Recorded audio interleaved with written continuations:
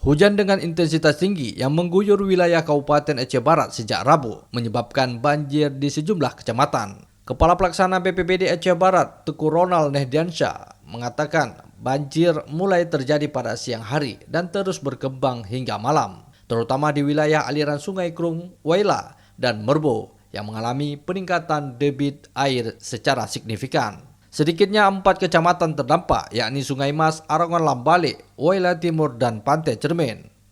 Sekarang kami di Sungai Mas, menuju ke Lango, Pantai Cermin, karena memang Gunung Merbo meluap nih, bandang mungkin di daerah Pantai Cermin. Oh, Pantai Cermin, Bang. Merbo juga terdampak nanti ya.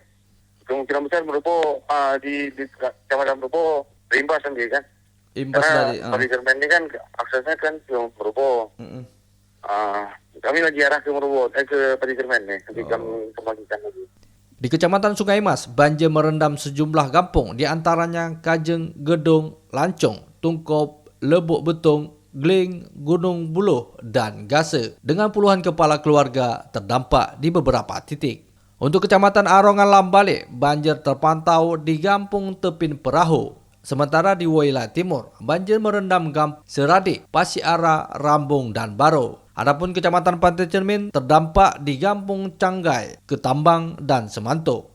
Teguh Ronald menyampaikan tingginya curah hujan memicu naiknya debit air di Das Krung Waila dan Merbo, dan hingga saat ini banjir masih berlangsung. BPBD terus melakukan pemantauan dan evakuasi warga di lokasi terdampak. Tim BPBD juga telah mengerahkan personil menggunakan perahu karet dengan proses evakuasi, serta melakukan pendataan di lapangan. Posko dapur umum didirikan di Kampung Tungkop, Kecamatan Sungai Mas. Sementara masyarakat Kampung Godong membuka dapur umum mandiri untuk membantu warga. Banjir mengakibatkan rumah warga terendam, akses jalan terputus di beberapa titik termasuk jalur menuju Semanto, serta kantor kecamatan setempat turut terendam. Sejumlah warga telah mengungsi ke Kampung Kubu Capang. Ketinggian air di Kecamatan Sungai Mas dilaporkan mencapai rata-rata 130 cm, sedangkan di wilayah Waila Timur mencapai sekitar 1 meter.